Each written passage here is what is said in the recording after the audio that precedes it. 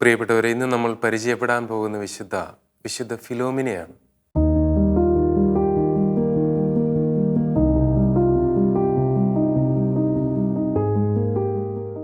പതിനേഴ് നൂറ്റാണ്ടോളം വിസ്മൃതിയിൽ കഴിഞ്ഞിരുന്ന ഈ വിശുദ്ധയെ ദൈവം തിരുമനസ്സായി ലോകത്തിന് വെളിപ്പെടുത്തി കൊടുക്കുകയാണ്. 19-ാം നൂറ്റാണ്ടിലാണ് ഈ വിശുദ്ധ തിരുസഭയ്ക്ക് സ്വന്തമാവുക. 19-ാം നൂറ്റാണ്ടിൻ്റെ വിശുദ്ധ. പ്രിയപ്പെട്ടവരെ, ഏറെ സഭയുടെ ചരിത്രത്തിൽ പ്രാധാന്യമർഹിക്കുന്ന ഒരു കാലഘട്ടമാണ്. ഭക്തിരാഹിത്യത്തിൻ്റെ അവസ്ഥയിൽ വിശ്വാസികൾക്ക് ഒരു ഭക്തിയുടെ മാർഗം തുറന്നു കിട്ടുന്നതിനായി ഈ വിശുദ്ധയുടെ ശക്തമായ മാധ്യസ്ഥം സഹായകരമായി. യൂറോപ്പിനെ സംബന്ധിച്ചിടത്തോളം, ഫ്രാൻസിനെ സംബന്ധിച്ചിടത്തോളം നെപ്പോളിയൻ ബോണപ്പാർട്ടിൻ്റെ യുദ്ധ പരമ്പരകൾ, അതുപോലെ ഏറെ വിശ്വാസരഹിതമായ പഠനങ്ങൾ, നിരീശ്വരവാദം, ഇതെല്ലാം വിശ്വാസത്തെ ഇങ്ങനെ ഉലച്ചിരുന്ന സമയത്ത് ഒരു പുതിയ വിശുദ്ധ സഭ പരിചയപ്പെടുകയാണ്. ഇത് വളരെ സംശയത്തോടെയും ഒരുപക്ഷെ വിശ്വസിക്കാൻ ഏറെ എളുപ്പമല്ലാത്ത തരത്തിലും ഏറെ നാടകീയമായ രീതിയിലാണ് വിശുദ്ധ ഫിലോമിനയുടെ ജീവിതത്തിൻ്റെ ചുരുള് അഴിയുക. കേരളത്തെ സംബന്ധിച്ചിടത്തോളം ഈ ഒരു കാലഘട്ടത്തിൽ ഒരുപക്ഷെ ഒരു വിശ്വാസ പ്രതികൂലത നമ്മൾ അനുഭവിക്കുന്ന ഈ കാലഘട്ടത്തിൽ വിശുദ്ധ ഫിലോമിനയുടെ മാധ്യസ്ഥം നമുക്കേറെ പ്രധാനപ്പെട്ടതാണ് എന്ന് ഞാൻ കരുതുകയാണ്. ഈ വിശുദ്ധ ചരിത്രമില്ലാതെ വിശുദ്ധയായ ആളാണ്. ഏറെ ശക്തമായ മാധ്യസ്ഥം ഈ വിശുദ്ധയുടെ ജീവിതം കൊണ്ട് സ്വർഗത്തിൽ നിന്ന് നമുക്ക് നേടിത്തരാൻ പറ്റുന്നത് കൊണ്ടാണ് തിരുസഭ അപ്രമാദിത്വ വരം ഉപയോഗിച്ച് വിശുദ്ധ ഫിലോമിനയെ വിശുദ്ധയായി പ്രഖ്യാപിച്ചത്. പ്രിയപ്പെട്ടവരെ, നമ്മുടെ കേരളത്തിൽ കൂനമ്മാവിൽ ഇന്ത്യയിലെ ആദ്യത്തെ വിശുദ്ധ ഫിലോമിനയുടെ പള്ളിയുണ്ട്. അതുപോലെ മൈസൂരിലും കത്തീഡ്രൽ പള്ളി നമുക്കറിയാം. വിശുദ്ധ ഫിലോമിനയെക്കുറിച്ച് നമ്മൾ കേൾക്കുമ്പോൾ ആദ്യം തന്നെ ഒരുപക്ഷെ നമ്മുടെ മനസ്സിലേക്ക് കടന്നു വരിക ചരിത്രമില്ല എന്നും, ഒരുപക്ഷെ തിരുസഭ വിശുദ്ധ ഫിലോമിനയോടുള്ള ഭക്തി ഏതെങ്കിലും തരത്തിൽ ലഘൂകരിച്ചിട്ടുണ്ടോ എന്നൊക്കെയുള്ള സംശയങ്ങൾ, ഒരുപാട് ചോദ്യങ്ങൾ വിശ്വാസികളുടെ മനസ്സിലുണ്ട്. ഈ ഒരു പ്രോഗ്രാമിന് വേണ്ടി ഈ വിശുദ്ധയെക്കുറിച്ച് ചിന്തിക്കുവാനും പഠിക്കുവാനും ഒരുങ്ങുവാനും ഏകദേശം കുറേ നാളുകൾ ഞാനിത് നിർത്തി വച്ചിരുന്നു. മറ്റൊന്നും കൊണ്ടല്ല, എൻ്റെ മനസ്സിലും ഒരു മുൻവിധി ഉണ്ടായിരുന്നു. ഈ വിശുദ്ധ ശരിക്കും സഭ കൃത്യമായി അംഗീകരിക്കുന്നുണ്ടോ? ചരിത്രം ശരിക്കും ഇല്ലല്ലോ, എന്തൊക്കെയോ ചില തെറ്റിദ്ധാരണകളോ എന്തൊക്കെയോ കൺഫ്യൂഷനൊക്കെ ഉണ്ടല്ലോ എന്നുള്ളത്.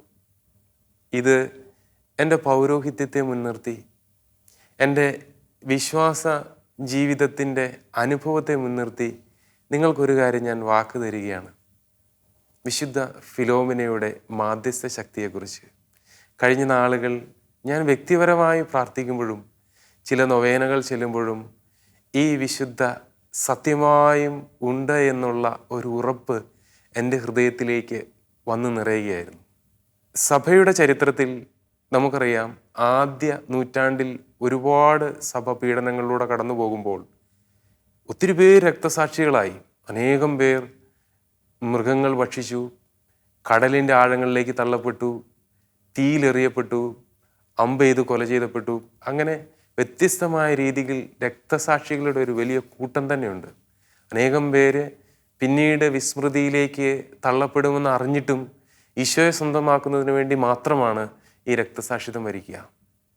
19-ാം നൂറ്റാണ്ടിൽ വിശുദ്ധ പ്രിസ്കില്ലയുടെ നാമത്തിലുള്ള ഭൂഗർഭ അറയിൽ, കാറ്റക്കൂംസ്, നമ്മൾ റോമിൽ പോവുകയാണെങ്കിൽ നമുക്കറിയാം, ഈ ഭൂമിയുടെ അടിയിൽ വലിയ തുരങ്കങ്ങൾ, അവിടെയാണ് മൃതസംസ്കാരം നടത്തിയിരുന്നത്. അതുപോലെ തന്നെ അവിടെ അവർ ബലിയർപ്പിക്കുകയും ഒക്കെ ചെയ്തിരുന്നു. അവിടെ ഈ ഭൂഗർഭ അറയിൽ ഗവേഷണം നടത്തുന്നവർ ഒരു കല്ലറ കണ്ടെത്തുകയാണ്. ആ കല്ലറയിൽ ഈ ചില എഴുത്തുകൾ അവരുടെ ശ്രദ്ധയിൽപ്പെടുന്നു, ചില ചിഹ്നങ്ങൾ അവരുടെ ശ്രദ്ധയിൽപ്പെടുന്നു. അതിൽ പാക്സ് ടേക്കും ഫിലൂമിന അങ്ങനെ എഴുതിയേക്കുന്നത്. Peace be with you Philomena. അതിലെ ചില ചിത്രങ്ങൾ, ആലേഖനങ്ങൾ ഇവർ വളരെ ശ്രദ്ധയോടുകൂടി ഇത് കൈകാര്യം ചെയ്യുന്നതിന് അവരെ പ്രേരിപ്പിച്ചു. അതിലൊന്ന് ഒരു കുരുത്തോലയാണ്, കുരുത്തോലയുടെ ചിത്രം. മറ്റൊന്ന് അമ്പ്, ചാട്ട, ഒരു നങ്കൂരം, ഇതെല്ലാം അതിൽ ആലേഖനം ചെയ്തിരുന്നു. അതുപോലെ ഒരു ലില്ലിപ്പൂവും. ലില്ലിപുഷ്പം ഈ മരിച്ച വ്യക്തി കന്യകാത്വത്തിന് വേണ്ടിയാണ് മരിച്ചത്, ശുദ്ധതയ്ക്ക് വേണ്ടിയാണ് മരിച്ചതെന്ന് ഓർമ്മപ്പെടുത്തുന്നു. അതുപോലെ കുരുത്തോല, നമ്മുടെ തമ്പുരാൻ ബലിയാകുന്നതിന് മുമ്പ് അവൻ്റെ രാജകീയ പ്രവേശനത്തെ ഓർമ്മപ്പെടുത്തുന്ന ഓശാനയുടെ കുരുത്തോല രക്തസാക്ഷികളുടെ ഒരടയാളമാണ്. ഈ വ്യക്തി രക്തസാക്ഷിണി ആയ വ്യക്തിയാണെന്ന് ഓർമ്മപ്പെടുത്തുന്നു. അതുപോലെ അമ്പുകൾ എയ്ത് കൊല ചെയ്യപ്പെട്ടത് പ്രത്യേകിച്ച് ഡയക്ലീഷ്യൻ ചക്രവർത്തിയുടെ കാലത്ത് 1-ാം നൂറ്റാണ്ടിലൊക്കെയാണ്. അതിനുശേഷം നങ്കൂരത്തിൻ്റെ അടയാളം, അത് ഒരു വ്യക്തി കടലിലെറിയപ്പെട്ടു എന്നുള്ളത് ഓർമ്മപ്പെടുത്തുകയാണ്. ഇതോടൊപ്പം അവർക്ക് ലഭിച്ച ഭൗതിക അവശിഷ്ടങ്ങൾ, എല്ല്, അതിൻ്റെ പൊടി, അതിനോട് ചേർന്ന് ഒരു ചെറിയ മൺകുടത്തിൽ എന്തോ ഒരു കറുത്ത സംഭവം അവർക്ക് കിട്ടുകയാണ്. അത് പണ്ട് കാലങ്ങളിൽ രക്തസാക്ഷിത്വം വരിച്ചവരുടെ രക്തം ഇങ്ങനെ മൺകുടങ്ങളിൽ സൂക്ഷിച്ചിരുന്നു. അത് അവർ ആ മൺകുടത്തിൽ നിന്നെടുത്ത് വളരെ ശ്രദ്ധയോടുകൂടി ഒരു സ്ഫടിക പാത്രത്തിലേക്ക് മാറ്റി. ഈ കറുത്ത ഇങ്ങനെ കട്ട പിടിച്ച രക്തം അവിടെ വെച്ച് തുടങ്ങുകയാണ് അത്ഭുതത്തിൻ്റെ പരമ്പരകൾ. ഈ വിശുദ്ധ ഫിലോമിനയുടെ ഈ രക്തം ഈ കണ്ണാടി പാത്രത്തിലേക്ക് മാറ്റുമ്പോൾ അത് പളുങ്ക് പോലെയും വൈഡൂര്യം പോലെയും രത്നം പോലെയും സ്വർണം പോലെയൊക്കെ വ്യത്യസ്തമായ രീതിയിൽ അതിങ്ങനെ ശോഭിച്ച് തിളങ്ങി നിന്നു എന്നുള്ളതാണ്. ഇത് കണ്ടവർക്കെല്ലാവർക്കും ഭയങ്കരമായ ഒരു ആശ്ചര്യം തോന്നി. ഇത് വളരെ ശ്രദ്ധയോടെ കൈകാര്യം ചെയ്യണം, അത് വലിയൊരു അത്ഭുതം പോലെ അവർക്ക് തോന്നി. എങ്കിലും കൂടുതൽ വിവരങ്ങളൊന്നും അറിയത്തില്ല. ഈ ഫിലോമിന എന്ന് പറയുന്ന ഒരു വ്യക്തി ചരിത്രത്തിൽ ജീവിച്ചിരുന്നു എന്നുള്ള അന്വേഷണങ്ങളൊക്കെ ചരിത്രകാരന്മാർ നടത്തുന്നു. എന്തു തന്നെയാണെങ്കിലും ഒരു 3 വർഷക്കാലത്തേക്ക് ഇവർക്ക് ഈ ലഭിച്ച എല്ലാ ശേഷിപ്പുകളും റോമിൽ തന്നെ സൂക്ഷിക്കപ്പെടുകയാണ്. ഒരു 3 വർഷങ്ങൾക്ക് ശേഷം ഫ്രാൻസിസ്കോ എന്ന് പറയുന്ന ഒരു വൈദികൻ, അദ്ദേഹം ഒരു മിഷണറി വൈദികനാണ്. അദ്ദേഹത്തിൻ്റെ ഇടവകയിൽ ഒരു വലിയ ആത്മീയമായിട്ടുള്ള ശോഷണം സംഭവിക്കുകയും അദ്ദേഹത്തിൻ്റെ വ്യക്തി ജീവിതത്തിൽ പോലും ഒരുപക്ഷെ പൗരോഹിത്യം തന്നെ ഉപേക്ഷിച്ചേക്കാം എന്നുള്ളൊരു പ്രതിസന്ധിയിലൂടെ കടന്നു പോവുകയും ഒരു ആത്മീയ ഉണർവിന് വേണ്ടി ഏതെങ്കിലും ഒരു തിരുശേഷിപ്പ് പ്രത്യേകമായി കൊണ്ടുവന്ന് അദ്ദേഹത്തിൻ്റെ വ്യക്തിപരമായിട്ടുള്ള ചാപ്പലിൽ സ്ഥാപിച്ച് പ്രാർത്ഥിക്കണമെന്നുള്ളൊരു ആഗ്രഹത്തോടു കൂടി അദ്ദേഹം മുഞ്ഞോൾ എന്ന് പറയുന്ന സ്ഥലത്തിൽ നിന്ന് റോമിലേക്ക് വരികയാണ്. ഈ തിരുശേഷിപ്പുകളെല്ലാം സൂക്ഷിച്ചിരിക്കുന്ന, പ്രത്യേകമായി സൂക്ഷിക്കപ്പെട്ടിരിക്കുന്ന ട്രഷറിയിലേക്ക് ഈ വൈദികൻ അദ്ദേഹത്തിൻ്റെ തന്നെ ബിഷപ്പിൻ്റെ കൂടെ പോവുകയാണ്. പല വിശുദ്ധരുടെയും തിരുശേഷിപ്പുകളുടെ മുമ്പിലൂടെ ഈ വൈദികൻ നടന്നു നീങ്ങി. വിശുദ്ധ ഫിലോമിനയുടെ ഈ തിരുശേഷിപ്പിൻ്റെ മുമ്പിൽ വന്നപ്പോൾ അദ്ദേഹം വലിയ ഒരു ആത്മീയ നിർവൃതിയിലേക്ക് ഉയർന്നു എന്നാണ് പറയാം. അദ്ദേഹം പറഞ്ഞു, ഇത് ആരുടേതാണ്? ഫിലോമിന എന്നൊരു പേര് മാത്രം അറിയാം, ചരിത്രം അറിയത്തില്ല, അതുകൊണ്ട് ഇത് തന്നുവിടാൻ നിവൃത്തിയില്ല എന്ന് അതിൻ്റെ സൂക്ഷിപ്പുകാർ പറയുമ്പോൾ ഈ ബിഷപ്പിൻ്റെ പ്രത്യേകമായ ശുപാർശ പ്രകാരം മാർപ്പാപ്പയിൽ നിന്ന് പ്രത്യേക അനുവാദം വാങ്ങി ആ ശേഷിപ്പുകൾ മുഴുവനും ഈ വൈദികൻ അദ്ദേഹത്തിൻ്റെ ഇടവകയിലേക്ക് കൊണ്ടുപോവുകയാണ്, മുഞ്ഞോണയിലേക്ക് കൊണ്ടുപോവുകയാണ്. ആ യാത്ര സംഭവബഹുലമായൊരു യാത്രയായിരുന്നു. വിശുദ്ധ ഫിലോമിനയുടെ തിരുശേഷിപ്പുകൾ അടങ്ങിയ പേടകം അദ്ദേഹം യാത്ര ചെയ്യുന്ന വാഹനത്തിൽ വയ്ക്കുന്നു. മുന്നോട്ട് നീങ്ങുമ്പോൾ ഒരു വലിയ തട്ടുമുട്ടും ഈ പേടകത്തിനകത്തുനിന്ന് കേൾക്കുകയാണ്. അത് ആ വൈദികൻ ശ്രദ്ധിച്ചപ്പോൾ വളരെ ശ്രദ്ധക്കുറവോടുകൂടിയാണ് ആ പേടകം വെച്ചിരിക്കുന്നതെന്ന് മനസ്സിലായി. അത് അദ്ദേഹത്തിൻ്റെ അടുത്ത് തന്നെ വളരെ പൂജ്യമായി സ്ഥാപിച്ചപ്പോൾ ആ ശബ്ദം നിലച്ചു. വീണ്ടും ദിവസങ്ങൾ നീളുന്ന യാത്രയുണ്ട്. മുന്നോട്ട് പോകുമ്പോൾ ഈ വൈദികൻ പെട്ടെന്ന് രോഗിയാവുകയും വലിയ പനി പിടിപെടുകയും ചെയ്യുന്നു. അദ്ദേഹം ഈ പോകുന്ന വഴിക്ക് ചില ഭവനങ്ങളിലൊക്കെ കയറി താമസിച്ചിട്ടാണ് ഇവർ പോവുക. ഈ വൈദികൻ, ഫിലോമിന നീ വിശുദ്ധയാണെങ്കിൽ എൻ്റെ പനി എടുത്തു മാറ്റുക. ആ നിമിഷത്തിൽ തന്നെ സംഭവിക്കുകയാണ്. ഇവർ ചെന്ന് താമസിച്ച ഭവനത്തിൽ അവിടെ ഉണ്ടായിരുന്ന രോഗികൾക്ക് ഒരു വൃക്ക രോഗമൊക്കെ മാറിയ സംഭവം അപ്പോൾ തന്നെ സംഭവിക്കുക. ഈ പോകുന്ന വഴി തന്നെ അത്ഭുതങ്ങൾ സംഭവിച്ചുകൊണ്ടിരിക്കുക. അദ്ദേഹം ഇത് ഈ വിശുദ്ധയുടെ തിരുശേഷിപ്പ് കൊണ്ടുപോയി അദ്ദേഹം തന്നെ വ്യക്തിപരമായ പ്രാർത്ഥനയ്ക്കുള്ള സ്വകാര്യ ചാപ്പലിൽ വളരെ ലളിതമായി കൊണ്ടുപോയി വെച്ചു.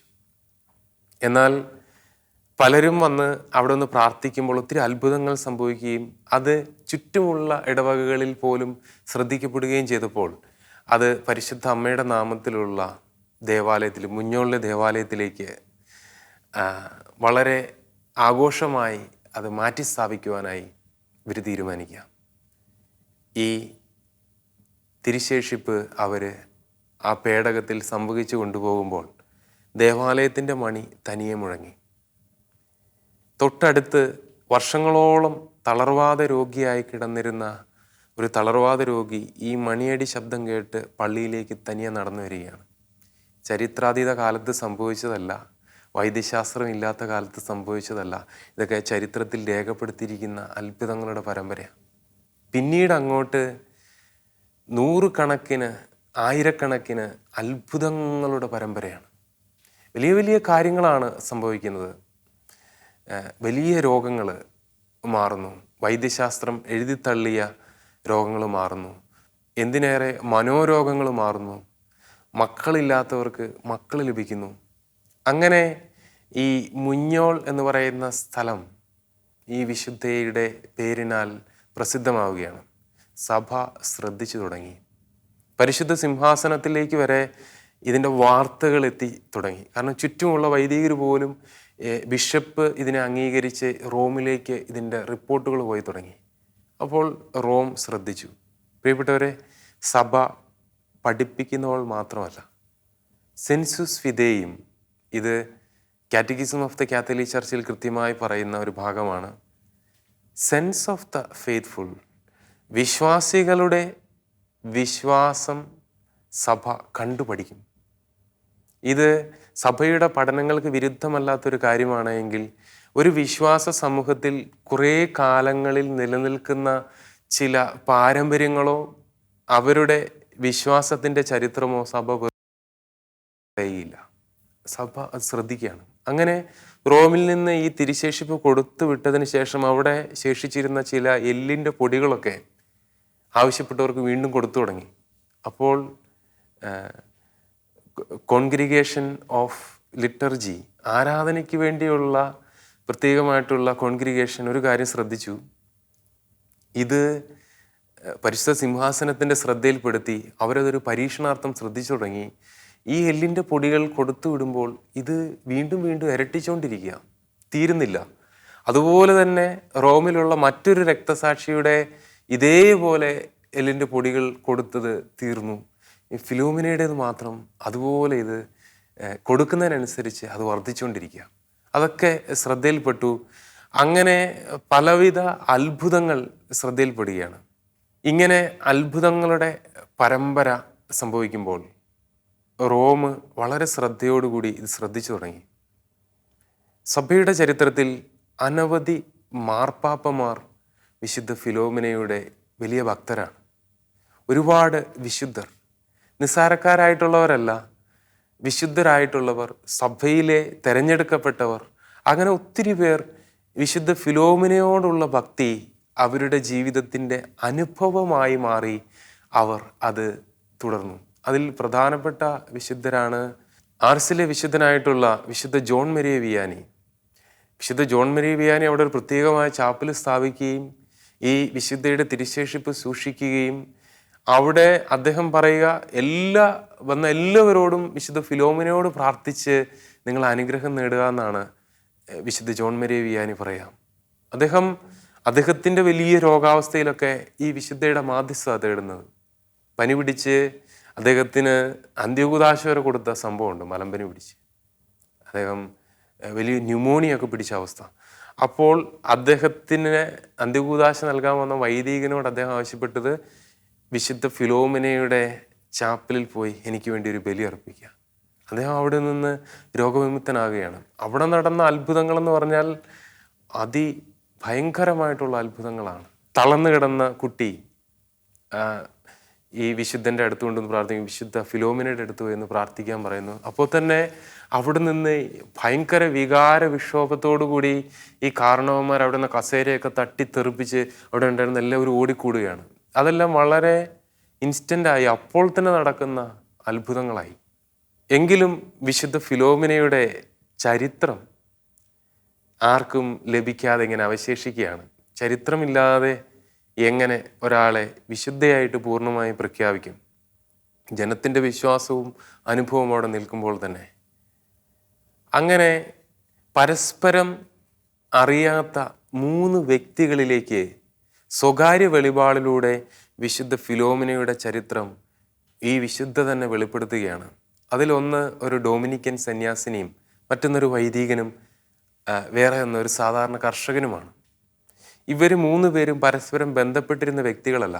എങ്കിലും ഇവർക്ക് 3 പേർക്കും ഒരേ ചരിത്രം ഈ വിശുദ്ധ വെളിപ്പെടുത്തി കൊടുക്കുകയാണ്.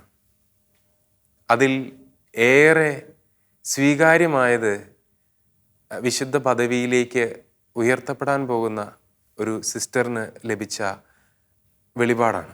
വാഴ്ത്തപ്പെട്ട മദർ ലൂസിയ. ഈ സിസ്റ്റർ ഒരു ഡൊമിനിക്കൻ സിസ്റ്ററായിരുന്നു. മാർപ്പാപ്പയുമായി നേരിട്ട് പരിചയമുള്ള ഒരു സന്യാസിനിയാണ്. എല്ലാ ദിവസവും ദിവ്യകാരുണ്യ സ്വീകരണത്തിന് ശേഷം ഒരു മുറിയിലേക്ക് വരുമ്പോൾ വിശുദ്ധ ഫിലോമിനയുടെ ഒരു ചെറിയ രൂപം ഈ സന്യാസിനിയുടെ കയ്യിലുണ്ടായിരുന്നു. അവിടെ നിന്ന് പ്രാർത്ഥിക്കുമായിരുന്നു.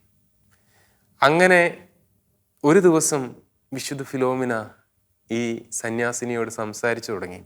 തനിക്ക് എന്തെങ്കിലും ചിത്തഭ്രമമാണോ, ഇതൊക്കെ വിശ്വസിക്കാൻ പറ്റുന്നതാണോ എന്നൊക്കെ ഈ സന്യാസിനി വല്ലാതെ പരിഭ്രമിക്കുകയാണ്. വിശുദ്ധ ഫിലോമിന ഈ സന്യാസിനിക്ക് തൻ്റെ ചരിത്രം വെളിപ്പെടുത്തി തുടങ്ങി. ഗ്രീസിലുള്ള കലിസ്റ്റോസ് എന്ന് പറയുന്ന ഒരു ചെറിയ നാട്ടുരാജ്യത്തിൻ്റെ രാജാവിൻ്റെ മകളാണ് താനെന്നും തൻ്റെ അമ്മയും ഒരു രാജകുടുംബത്തിൽ തന്നെ പിറന്ന ആളാണെന്നും വിശുദ്ധ ഫിലോമിന വെളിപ്പെടുത്തി കൊടുത്തു. ഈ രാജാവിന് മക്കളില്ലാതെ സങ്കടപ്പെടുമ്പോൾ രാജകൊട്ടാരത്തിൽ റോമിൽ നിന്നുള്ള ഒരു വൈദ്യൻ വരികയും അദ്ദേഹം ഇവരോട് ഈശോയെക്കുറിച്ച് പറയുകയും ക്രിസ്തുമതം സ്വീകരിച്ചാൽ, ഈശോയെ ഏറ്റുപറഞ്ഞാൽ നിങ്ങൾക്ക് സത്യമായും മക്കളുണ്ടാവുമെന്ന് പറയും. അങ്ങനെ ഇവർ ക്രിസ്ത്യാനികളായി തീരുകയും വിശുദ്ധ ഫിലോമിന ജനിക്കുമ്പോൾ ലൂമിന എന്നാണ് അവർ പേരിട്ടത്, പ്രകാശം. പിന്നെ ജ്ഞാനസ്നാനത്തിൽ ഫിലൂമിന എന്നുള്ള പേര്, പ്രകാശത്തിൻ്റെ പുത്രി എന്നാണ് അർത്ഥം. ഈശോ പ്രകാശമായിരിക്കെ ആ പ്രകാശമായവൻ്റെ മകള് തന്നെയായി പിൽക്കാലത്ത് അവൾ പ്രശോഭിക്കുമെന്ന് ഒരുപക്ഷെ അവരുടെ ബോധതലങ്ങളിൽ അവർക്ക് തോന്നിയിട്ടുണ്ടാകാം. എന്താണെങ്കിലും വിശുദ്ധ ഫിലോമിന ഈ കൊട്ടാരത്തിൽ 13 വർഷക്കാലം ജീവിതം മുന്നോട്ട് കൊണ്ടുപോവുകയാണ്. ഈ നാട്ടുരാജ്യത്തിൻ്റെ പ്രതിസന്ധി പരിഹരിക്കുവാനായി ഡയക്ലീഷ്യൻ ചക്രവർത്തിയെ കണ്ട് സൈനിക സഹായം അഭ്യർത്ഥിക്കുന്നതിനായി ഈ രാജാവ് റോമിലേക്ക് പോവുകയാണ്. രാജാവും രാജ്ഞിയും ഒപ്പം ഈ 13 വയസ്സുകാരിയായ സുന്ദരിയായ ഫിലോമിനയെയും കൂടെ കൊണ്ടുപോവുക. അത് എവിടെ യാത്രയ്ക്ക് പോയാലും ഈ മകളെയും കൂടി കൊണ്ടുപോകുന്ന വലിയൊരു സ്നേഹം അവർക്കുണ്ടായിരുന്നത് കൊണ്ടാണ്. എന്താണെങ്കിലും റോമിലെത്തി അവരുടെ ആവശ്യം ഡയക്ലീഷ്യൻ ചക്രവർത്തിയുടെ അടുത്ത് പറയുമ്പോൾ ഡയക്ലീഷ്യൻ ചക്രവർത്തി അദ്ദേഹത്തിൻ്റെ ശ്രദ്ധ പായിക്കുക ഫിലോമിനയുടെ സൗന്ദര്യത്തിലേക്കാണ്. അദ്ദേഹം ഇവർ പറഞ്ഞതൊന്നും ശ്രദ്ധിച്ചില്ല. നിങ്ങളുടെ ആവശ്യം എന്ത് തന്നെയാണെങ്കിലും സൈന്യമോ എന്താണെങ്കിലും ഞാൻ തരാം, പകരം ഈ പെൺകുട്ടിയെ എനിക്ക് സ്വന്തമായി തരണം. ഒരു ശുദ്ധമല്ലാത്ത ജീവിതത്തിലേക്ക്. വിശുദ്ധ ഫിലോമിനയെ സംബന്ധിച്ചിടത്തോളം അവൾ തൻ്റെ ജീവിതം ഈശോയ്ക്ക്, അവളുടെ കന്യാകാത്വം ഈശോയ്ക്ക് വേണ്ടി നൽകുന്നതിനായി നേർച്ച നേർന്നവളായിരുന്നു. പ്രിയപ്പെട്ടവരെ, 13 വയസ്സേ ആയിട്ടുള്ളൂ. അപ്പനെയും അമ്മയെ സംബന്ധിച്ചിടത്തോളം രാജ്യം, അവരുടെ ജനങ്ങൾ, അവരുടെ സംരക്ഷണം, ഇതെല്ലാം ഒരു വിഷയമായിരുന്നു. അപ്പോൾ ഒരു സാമന്ത രാജാവിനെ സംബന്ധിച്ചിടത്തോളം ഈ ഡയക്ലീഷ്യൻ ചക്രവർത്തിയുടെ ഭാര്യമാരിൽ ഒരാളായി തൻ്റെ മകളും മാറുന്നു എന്നുള്ളത് അവരുടെ രാജ്യത്തിന് തന്നെ വലിയ ഒരു സഹായമായി തീരും. അതുകൊണ്ട് അവിടെ വെച്ച് തന്നെ ഈ രാജാവ് ഇതിന് സമ്മതം മൂളുക. എന്നാൽ ഇവളെ സ്നേഹത്തോടും ശാസനയോടും യാചനയോടും ഒക്കെ ഈ രാജാവും രാജ്ഞിയും സമീപിച്ചിട്ടും ഇവളിതിന് വഴങ്ങുന്നില്ല. കാരണം എനിക്ക് ഈ രാജ്യത്തെക്കാളും രാജ്യത്തിൻ്റെ സുസ്ഥിതിയെയും ജനത്തെക്കാളും ഒക്കെ പ്രധാനപ്പെട്ടത് എൻ്റെ ഈശോയാണ് എന്ന് ഈ 13 വയസ്സുകാരി പറയാം. മകളെ, നിനക്ക് വളരെ ചെറിയ പ്രായമാണ്, നീ ഇത്രയും വലിയൊരു തീരുമാനമൊന്നും എടുക്കാനായിട്ടില്ല എന്ന് അപ്പനും അമ്മയും മാറി മാറി പറഞ്ഞെങ്കിലും ഇതൊന്നും ഗവനിക്കാതെ വിശുദ്ധ ഫിലോമിന ഉറച്ചു നിന്നു. പിന്നീട് രാജസദസ്സിലേക്ക് വിളിക്കപ്പെട്ടപ്പോൾ രാജാവിന് ഈ ചെറിയ പെൺകുട്ടി രാജാവിനെ അപമാനിച്ചതുപോലെ തോന്നുകയും അവളെ കാരാഗൃഹത്തിലേക്ക് അയക്കുകയും ചെയ്തു. പിന്നീട് കാരാഗൃഹത്തിൽ വന്ന് അപ്പനും അമ്മയൊക്കെ യാചിക്കുന്നുണ്ട് അവളുടെ മനസ്സ് മാറ്റുന്നതിന് വേണ്ടി.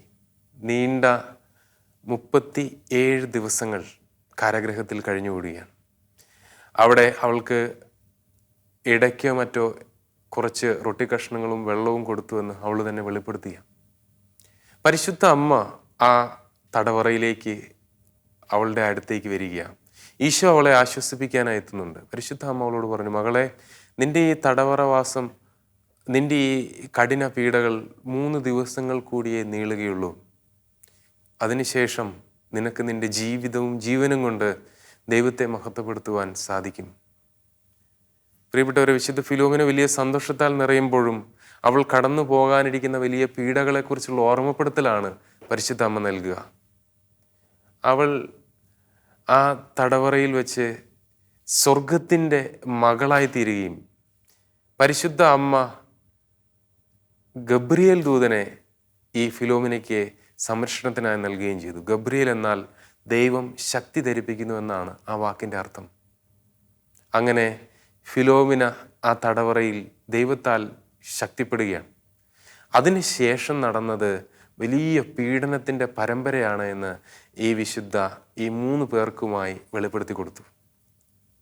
അതിലെ ഒന്നാമതായി ഈ വിശുദ്ധയെ വസ്ത്രങ്ങൾ ഉരിഞ്ഞ് ഒരു തൂണോട് ചേർത്ത് കെട്ടി ഇവളെ ചാട്ട കൊണ്ട് അടിച്ചു എന്നാണ്.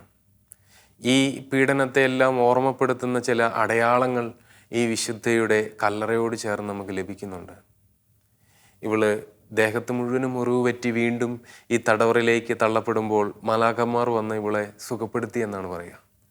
അതിനുശേഷം ഇവൾ സുഖപ്പെട്ടത് കണ്ടപ്പോൾ ഇവരേതോ മന്ത്രവാദിനിയാണ് എന്ന് രാജാവ് അവകാശപ്പെടുകയും ഇവളെ പൊതുജനത്തിൻ്റെ മുന്നിലേക്ക് കൊണ്ടുവന്ന് ജനമെല്ലാം കാണുക ടൈബർ നദിയിലേക്ക് ഒരു നങ്കൂരം കഴുത്തിൽ കെട്ടി കടലിലേക്ക് എറിയുകയാണ്, ഈ നദിയിലേക്ക് എറിയുക. എങ്കിലും അവിടെ നിന്ന് മാലാഖമാർ ഇവളെ ഉയർത്തി എന്നാണ് പറയുക. ഇത് കണ്ട് അനേകര് ക്രിസ്ത്യാനികളായി, അനേകർ വിശ്വാസം സ്വീകരിച്ചു. ഇതിനുശേഷം രാജാവ് വീണ്ടും ഭയങ്കരമായി കലിപൂണ്ട് ഇവളെ എങ്ങനെയെങ്കിലും കൊല ചെയ്യണമെന്നുള്ള തീരുമാനത്തിൽ ഇവൾക്കെതിരെ അമ്പെയ്ത് ഇവളെ കൊല ചെയ്യാനായി തീരുമാനിക്കുകയാണ്. അങ്ങനെ ഇവൾക്കെതിരെ തീയമ്പുകൾ അയച്ചു. അമ്പുകൾ അയച്ച് ഇവൾ മരിക്കുന്നില്ല എന്ന് കണ്ട് ചുട്ടുപഴുപ്പിച്ച അമ്പുകൾ അയക്കുകയാണ്. എങ്കിലും ഈ അമ്പുകളൊക്കെ ആക്രമിക്കാൻ ശ്രമിച്ചവരുടെ നേരെയാണ് തിരിഞ്ഞത് എന്നാണ് വിശുദ്ധ ഫിലോമിന വെളിപ്പെടുത്തുക.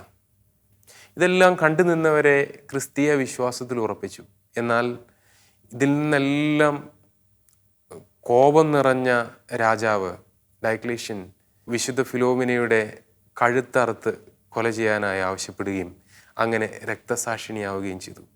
പ്രിയപ്പെട്ടവർ, ഇത് വിശുദ്ധ ഫിലോമിനെ വ്യക്തിപരമായി വെളിപ്പെടുത്തിയ സംഭവമാണ്. എന്നാൽ ഈ സംഭവത്തെ എല്ലാം സാധൂകരിക്കുന്ന അടയാളങ്ങൾ ആ കല്ലറയിൽ നമ്മൾ കാണുകയാണ്. വിശുദ്ധ ഫിലോമിനയുടെ ചിത്രം നിങ്ങൾ നോക്കുകയാണെങ്കിൽ കഴുത്തിൽ ഒരു നങ്കൂരവും കയ്യിൽ അമ്പും ഒരു കുരുത്തോലയും അവളുടെ സൈഡിലായി ഒരു ചാട്ടയും എല്ലാം നമുക്ക് കാണാം. ഇതെല്ലാം അവളുടെ കല്ലറയിൽ ആലേഖനം ചെയ്യപ്പെട്ടിരുന്നു. ഇത് 13 വയസ്സുകാരിയായ ഒരു പെൺകുട്ടിയുടെ ശരീരത്തിൻ്റെ ശേഷിപ്പുകളാണ് എന്ന് അവളുടെ അസ്ഥിയിൽ നിന്ന് ശാസ്ത്രീയ പരിശോധനയിലൂടെ അത് മനസ്സിലാക്കാൻ സാധിച്ചു. അങ്ങനെ തിരുസഭയ്ക്ക് സ്വകാര്യ വെളിപാടിലൂടെ ഈ വിശുദ്ധയുടെ ചരിത്രം ലഭ്യമാവുകയാണ്. തള്ളിക്കളയാൻ കഴിയാത്തതുപോലെ ഒത്തിരി അത്ഭുതങ്ങൾ നടക്കുകയാണ്. എങ്കിലും സഭ പെട്ടെന്ന് ആരെയും വിശുദ്ധരാക്കുകയില്ല. അതിന് തക്കതായിട്ടുള്ള കാരണങ്ങൾ വേണം. വിശുദ്ധ ഫിലോമിന അനേകം വിശുദ്ധരെ സ്വാധീനിച്ചു എന്നുള്ളതാണ് മറ്റൊരു സത്യം. വിശുദ്ധ പാതിരപ്പിയ പറയുക, വിശുദ്ധ ഫിലോമിന സ്വർഗത്തിൽ സത്യമായും ഒരു ഷീസ് എ പ്രിൻസസ്, അവൾ സ്വർഗത്തിലെ ഒരു രാജകുമാരിയാണ്. അവളുടെ മാധ്യസ്ഥ ശക്തി അത്ര വലുതാണ് എന്ന് വിശുദ്ധ പാതിരപ്പിയ പറയുകയാണ്. ആരെങ്കിലും ഈ വിശുദ്ധ സ്വർഗത്തിലില്ല എന്ന് കരുതുന്നെങ്കിൽ അത് പിശാചിനാൽ പ്രചോദിതമാണ് എന്ന് വിശുദ്ധൻ പറയുകയാണ്. അതുപോലെ തന്നെ വിശുദ്ധ ഡാമിയൻ വിശുദ്ധ ഫിലോമിനയോട് ഭയങ്കര ഭക്തി ഉണ്ടായിരുന്ന ഒരു വിശുദ്ധനാണ്. അദ്ദേഹത്തിൻ്റെ ഇടവപ്പള്ളി തന്നെ ഈ വിശുദ്ധയുടെ പേരിലാണ്. യൂറോപ്പിൽ, ഫ്രാൻസിൽ, അമേരിക്കയിൽ വിവിധ നാടുകളിലേക്ക് ഈ വിശുദ്ധയുടെ ഭക്തി ഇങ്ങനെ പ്രചരിക്കപ്പെടുകയാണ്. എങ്കിലും തിരുസഭ സസൂക്ഷ്മം എന്താണ് ഈ രക്തസാക്ഷിണിയുടെ കാര്യത്തിൽ എടുക്കേണ്ടുന്ന നിലപാട് എന്ന് ഇങ്ങനെ ശ്രദ്ധിക്കുന്നുണ്ട്. ഗ്രിഗറി 16 പാപ്പയാണ് വിശുദ്ധ ഫിലോമിനയെ അൾത്താര വണക്കത്തിനായി ഉയർത്തുക. പൗളിൻ ജാരിക്കോട്ട് എന്ന് പറയുന്ന തിരുസഭയെ സംബന്ധിച്ചിടത്തോളം പ്രൊപ്പഗാന്ത ഫിദെയ്, അതായത് വിശ്വാസ തിരുസംഘം, അതിൻ്റെ ആത്മായ സഹോദരിയാണ്, അതിൻ്റെ സ്ഥാപികയായിട്ടുള്ള ആത്മായ സഹോദരിയാണ് ഈ പൗളിൻ ജാരിക്കോട്ട്. അതുപോലെ തന്നെ ജപമാല സഖ്യങ്ങൾ സ്ഥാപിക്കുകയും ചെറുപ്പം മുതലേ തിരുസഭയിൽ വളരെ ശ്രദ്ധിക്കപ്പെടുന്ന തരത്തിൽ ഒരുപാട് സേവനങ്ങൾ ചെയ്തിട്ടുള്ള ഒരു സ്ത്രീയാണ്. ഈ പൗളിൻ ജാരിക്കോട്ട് എന്ന സഹോദരി വിശുദ്ധ ജോൺ മരിയ വിയാനിയുടെ വലിയ സുഹൃത്താണ്. ഈ സഹോദരിയാണ് വിശുദ്ധ ജോൺ മരിയ വിയാനിക്ക് പിൽക്കാലത്ത് വിശുദ്ധ ഫിലോമിനയുടെ തിരുശേഷിപ്പ് കൊടുക്കുകയും ഇവർ രണ്ടുപേരും ചേർന്ന് ഭയങ്കരമായ ഫിലോമിന ഭക്തി ഈ ഫ്രാൻസിലെല്ലാം പരത്തുകയും ചെയ്തു. ഈ പൗളിൻ ജാരിക്കോട്ട് എന്ന സഹോദരി ചെറുപ്രായത്തിൽ അവളുടെ ആരോഗ്യസ്ഥിതി മോശമാവുകയും മാർപ്പാപ്പയൊക്കെ വ്യക്തിപരമായി അറിയാവുന്ന ആളാണ്.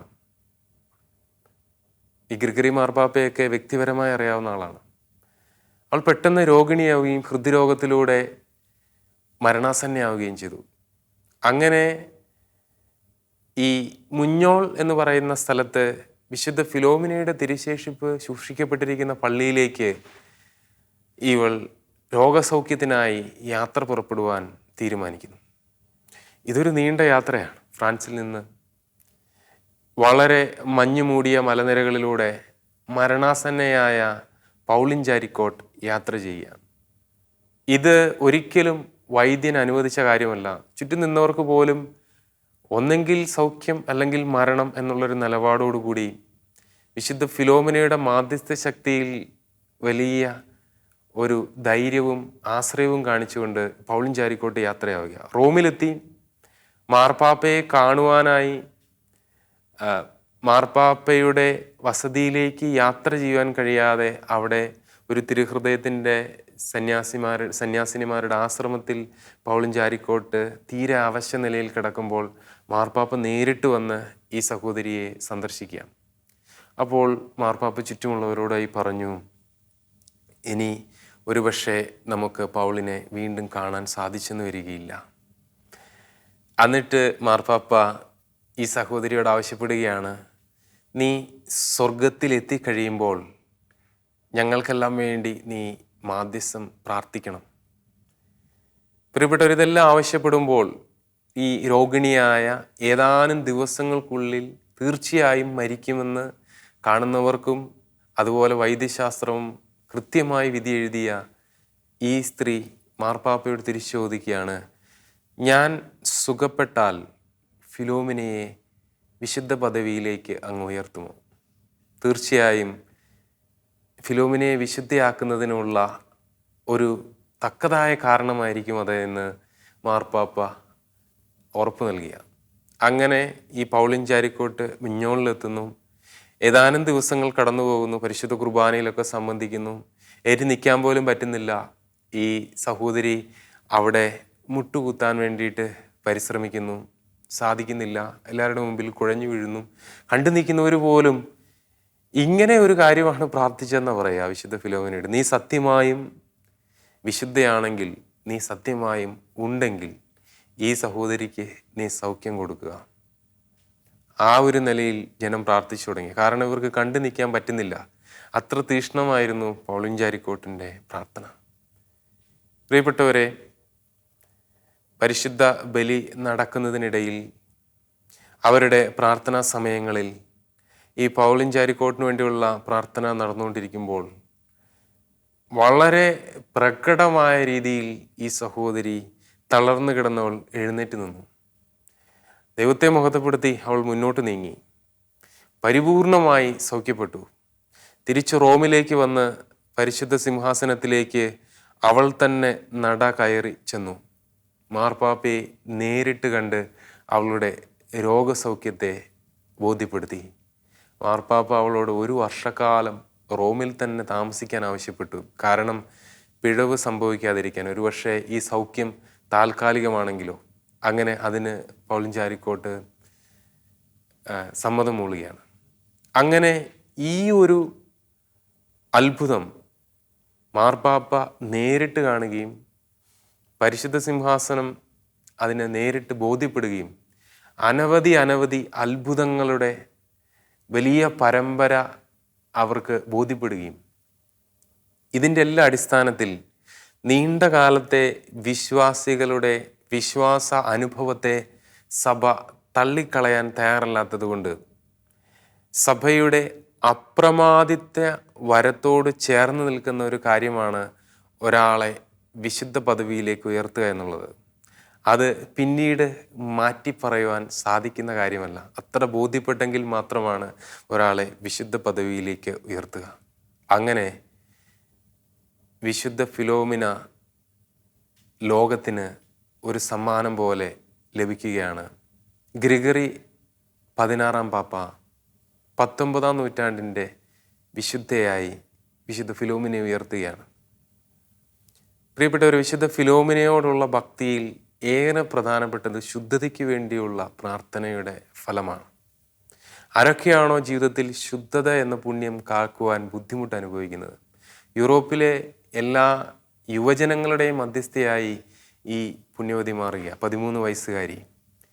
ഒരു കോഡ് ഓഫ് സെൻറ്റ് ഫിലോമിന എന്ന് പറയുന്ന ഒരു കാര്യമുണ്ട്. അത് ചുവപ്പും വെള്ളയും കലർന്ന നാടകൾ കൊണ്ട് കെട്ടിയ കയ്യിൽ കെട്ടുന്ന ഒരു ചരടാണ്. അത് വേണമെങ്കിൽ അല്ലാതെയും കൊണ്ടുപോയി നടക്കാം. ഇത് വെഞ്ചരിച്ച് കയ്യിൽ വിശുദ്ധ ഫിലോമിനയുടെ മാധ്യസ്ഥം വഴി ശുദ്ധത എന്ന പുണ്യം കാക്കുന്നതിനായി യുവജനങ്ങൾ അനേകർ അത് ഉപയോഗിക്കുന്നുണ്ട്. ഇപ്പോഴും യൂറോപ്പിലൊക്കെ അത് വളരെ ഫേമസ് ആണ്. നമ്മൾ ഇൻ്റർനെറ്റിലൊക്കെ എടുത്ത് നോക്കിയാൽ ഒത്തിരി പേർ അതിൻ്റെ സാക്ഷ്യം പറയുന്നത് നമുക്ക് കാണാം. വിശുദ്ധ ഫിലോമിനയോടുള്ള ഭക്തിയിൽ വിശുദ്ധ ഫിലോമിനയോടുള്ള ജപമാലയും അതുപോലെ ഉത്തരീയവും നമ്മുടെ വിശുദ്ധ ജോൺ മരിയ വിയാനിയാണ് ഈ വിശുദ്ധയോടുള്ള ഇത്തരത്തിലുള്ള ഭക്തി വളർത്തിയെടുക്കുക. ആദ്യം 3 മുത്തുകൾ, വെളുത്ത മുത്തുകൾ, അത് 3 സ്വർഗസ്ഥനായ പിതാവ്. അതിനു മുൻപ് ഒരു വിശ്വാസ പ്രമാണം, പിന്നെ 13 മണികൾ, 13 നന്മ നിറഞ്ഞ മറിയമായി. 13 വർഷക്കാലം ഫിലോമിന ഈ ഭൂമിയിൽ ജീവിച്ചു. അല്ലെങ്കിൽ അതിന് മറ്റൊരു പ്രാർത്ഥനയുണ്ട്. അതുപോലെ വിശുദ്ധ ഫിലോമിനയോടുള്ള ഉത്തരീയം, നവനാൾ പ്രാർത്ഥനകൾ. പ്രിയപ്പെട്ടവരെ, ഇത് ഭയങ്കരമായ ഒരു മാധ്യസ്ഥ ശക്തിയുള്ള പ്രാർത്ഥനയാണ്. നമുക്ക് ഭക്തി നഷ്ടപ്പെട്ടു പോയ ഈ കാലഘട്ടത്തിൽ ഒരുപക്ഷെ കേരളത്തെ സംബന്ധിച്ചിടത്തോളം നമ്മൾ രക്ഷപ്പെടുവാൻ പോകുന്നത് ഇതുപോലെയുള്ള ഭക്തിയിലുള്ള ആശ്രയത്തിലായിരിക്കും. കാരണം നമ്മളുടെ യുവജനങ്ങൾ വിശ്വാസത്തിലേക്ക് വരണമെങ്കിൽ തീർച്ചയായും ജീവിക്കുന്ന ദൈവത്തിൻ്റെ ജീവിക്കുന്ന അടയാളങ്ങൾ അവർക്ക് ജീവിതത്തിൽ ബോധ്യമായേ പറ്റൂ. അല്ലാത്ത പക്ഷം ചില കെട്ടുകഥകൾ പോലെയോ അവരെ അടിച്ചിരുത്തുന്നതിന് വേണ്ടി പറയുന്ന അവർക്ക് ഗുണമല്ലാത്ത ഉപദേശങ്ങൾ പോലെയൊക്കെ നമ്മളുടെ ആത്മീയമായ ജീവിതത്തിനുതകുന്ന എല്ലാ കാര്യങ്ങളും അവർ തള്ളിക്കളഞ്ഞേക്കാം. വിശുദ്ധ ഫിലോമിന ജീവിക്കുന്ന ദൈവത്തിൻ്റെ ജീവനുള്ള അടയാളമാണ് എന്ന് വിശുദ്ധരും അനേകം മാർപ്പാപ്പമാരും കൃത്യമായി സാക്ഷ്യപ്പെടുത്തുകയാണ്. പ്രിയപ്പെട്ടവരെ, നമുക്ക് വിശുദ്ധ ഫിലോമിനയോട് പ്രാർത്ഥിക്കണം. കാരണം വിശുദ്ധ ഫിലോമിനയോട് വിശ്വാസത്തിൽ ചോദിക്കുന്ന യാതൊരു കാര്യവും ഇതുവരെ നിഷേധിക്കപ്പെട്ടിട്ടില്ല. അസാധ്യ കാര്യങ്ങളുടെ മധ്യസ്ഥ എന്നുള്ള നിലയിലും സംശയത്തോടെ എൻ്റെ അരികിൽ വരുന്നവരുടെ നേരെ ഞാൻ മുഖം തിരിച്ചു കളയുമെന്ന് വിശുദ്ധ ഫിലോമിന അനേകർക്ക് വെളിപാടായി നൽകിയിട്ടുണ്ട്. നമുക്ക് നമ്മുടെ കേരളത്തിൽ ഉള്ള കൂനമാവിൽ ചാവറേച്ചൻ അദ്ദേഹത്തിൻ്റെ ഈ ലോക ജീവിതം അവസാനിപ്പിച്ച ഇരട്ട തീർത്ഥാടനാലയമെന്നാണ് കൂനമാവിലെ വിശുദ്ധ ഫിലോമിനയുടെ പള്ളിയെ പറയുക. നമ്മൾ അവിടെ പോകണം. അവിടെ മാർപ്പാപ്പ ദണ്ഡവിമോചനം നൽകിയിരിക്കുന്ന പള്ളിയാണ്. നമ്മൾ അവിടുത്തെ തിരുനാളുകളിലും പ്രാർത്ഥനകളിലും അവിടെയൊക്കെ നൊവേന പ്രാർത്ഥനകളും വിശുദ്ധ ഫിലോമിനയുടെ ചിത്രങ്ങളും ഒക്കെ ലഭ്യമാണ്. അതുപോലെ തന്നെ മൈസൂറും ഒക്കെ. പ്രിയപ്പെട്ടവരെ, വിശുദ്ധ ഫിലോമിനയെ സഭ തരം താഴ്ത്തിയെന്നോ ഒഴിവാക്കിയെന്നോ എന്നുള്ള അർത്ഥത്തിലല്ല. ശരിക്കും ഒരുപാട് പേര് വിശുദ്ധ ഫിലോമിനയുടെ പേര് സ്വീകരിക്കുകയും തിരുനാളിനെ ചൊല്ലി അല്ലെങ്കിൽ സഭ തരം താഴ്ത്തി എന്നതിനെ ചൊല്ലി അത് ഉപേക്ഷിക്കുന്ന രീതിയിൽ ജീവിക്കുകയും ചെയ്യുന്ന കാണുന്നുണ്ട്. അത് ശരിയല്ല. റോമിൽ പ്രത്യേകമായി ലിറ്റർജിക്കൽ കലണ്ടർ, അതുപോലെ 2001 രക്തസാക്ഷികളുടെ ലേറ്റസ്റ്റ് ആയിട്ടുള്ള പട്ടികയിൽ വിശുദ്ധ ഫിലോമിനയുടെ പേര് ഉൾപ്പെടുത്തുവാൻ സാധ്യമല്ല എന്നുള്ള ഒരു അവസ്ഥയുണ്ട് എന്നാണ് പറയുക. കാരണം സ്വകാര്യ വെളിപാടുകളിൽ അതൊരു ചരിത്ര രേഖയാണ്. ഈ രക്തസാക്ഷികളുടെ പേരുകളെല്ലാം ഉൾപ്പെടുത്തുക. അതുപോലെ തന്നെ കലണ്ടറിലും ഇത് ചരിത്രം ഇല്ലാത്തത് കൊണ്ട് ഇത് നമ്മൾ തള്ളിക്കളയണമെന്നുള്ള അർത്ഥത്തിലല്ല. സഭ ഒരിക്കലും വിശുദ്ധ ഫിലോമിന വിശുദ്ധ അല്ല എന്ന് പറഞ്ഞിട്ടില്ല. ചില തർക്കങ്ങളും സംശയങ്ങളും ഇതുപോലെയുള്ള ചില തെറ്റിദ്ധാരണകളൊക്കെ ഉണ്ടാകുമ്പോൾ റോമിൽ നിന്ന് മാർപ്പാപ്പ കൃത്യമായി വിശുദ്ധ ഫിലോമിനയുടെ ഭക്തിയെക്കുറിച്ച് മൈസൂറിലേക്കൊക്കെ അറിയിച്ചിങ്ങനെയാണ്: ഇപ്പോൾ തുടരുന്ന ഭക്തി നിങ്ങൾ തുടരുക തന്നെ വേണം. അവിടെ ഒരു വിശ്വാസത്തിനൊരു ഉതപ്പുണ്ടാകേണ്ട കാര്യമില്ല. പല സംശയങ്ങളും നിഴലിക്കുന്നുണ്ട്. എന്തു തന്നെയാണെങ്കിലും ദൈവം തിരുമനസ്സാകാതെ, ചരിത്രമില്ലാതെ തിരുസഭയിൽ ഒരു വിശുദ്ധയും വിശുദ്ധയാവുകയില്ല. ചരിത്രമില്ലാതെ ചരിത്രമെഴുതിയ വിശുദ്ധ ഫിലോമിന ദൈവസമക്ഷം എത്ര വിലപ്പെട്ടവളും എത്ര ശക്തയുമാണ് എന്ന് നമ്മൾ മനസ്സിലാക്കേണ്ടതാണ്. വിശുദ്ധ ഫിലോമിനയുടെ മാധ്യസ്ഥ ശക്തിയാൽ മക്കളില്ലാത്തവർക്ക് മക്കളുണ്ടാവുകയും അതുപോലെ തന്നെ ഏതെങ്കിലും തരത്തിലുള്ള മാനസികമായിട്ടുള്ള ബുദ്ധിമുട്ടുകളിൽ പോലും നവ ദമ്പതിമാരുടെ മാധ്യസ്ഥം, നമ്മുടെ ചെറുപ്പക്കാർ വിവാഹിതരാകുമ്പോൾ വിശുദ്ധ ഫിലോമിനയോട് മാധ്യസ്ഥം യാചിച്ച് മാതാപിതാക്കൾ പ്രാർത്ഥിക്കട്ടെ, കുടുംബജീവിതങ്ങൾ സുസ്ഥിരമാകുന്നതിന് വേണ്ടി. അങ്ങനെ വ്യത്യസ്തമായ രീതിയിൽ നമുക്കായി മാധ്യസ്ഥം തീർക്കുന്ന വിശുദ്ധ ഫിലോമിനയോടുള്ള ഭക്തി ഈ കാലഘട്ടത്തിൻ്റെ ഏറ്റവും വലിയൊരു ആവശ്യമായി. ഭക്തി കുറഞ്ഞു വരുന്ന കാലം, അതുപോലെ സംശയങ്ങളും വിശ്വാസത്തിനെതിരായിട്ടുള്ള ചിന്തകളും സഭയുടെ പ്രബോധനങ്ങളും പഠനങ്ങളും എളിമയോടുകൂടി സ്വീകരിക്കാൻ കഴിയാത്ത ഹൃദയ കാഠിന്യവും ഒക്കെ നിറഞ്ഞു നിൽക്കുമ്പോൾ നെപ്പോളിയൻ ബോണപ്പാർട്ടിൻ്റെ വലിയ ആക്രമണത്തിൽ സഭ വലിയ മൂല്യച്യുതിയിലേക്ക് വീണുപോകുന്ന, വിശ്വാസത്തിൽ വലിയ വിശ്വാസരാഹിത്യം അനുഭവിക്കുന്ന ഒരു കാലഘട്ടം, 1-ാം നൂറ്റാണ്ടിൽ ഉണ്ടായ ആ പീഡനം, അതിൻ്റെ തനിയാവർത്തനങ്ങൾ വ്യത്യസ്തമായ രീതിയിൽ സഭയിലുണ്ടാകുമ്പോൾ വിശുദ്ധ ഫിലോമിനയുടെ മാധ്യസ്ഥം തീർച്ചയായും നമുക്ക് കരുത്ത് നൽകും. നമുക്കെല്ലാവർക്കും ആ 13 വയസ്സുകാരിയായ വിശുദ്ധ പാതിരേപ്പിയോ പറഞ്ഞതുപോലെ സ്വർഗത്തിലെ ഒരു കൊച്ചു രാജകുമാരിയായ വിശുദ്ധ ഫിലോമിനയുടെ മാധ്യസ്ഥം തേടി പ്രാർത്ഥിക്കാം.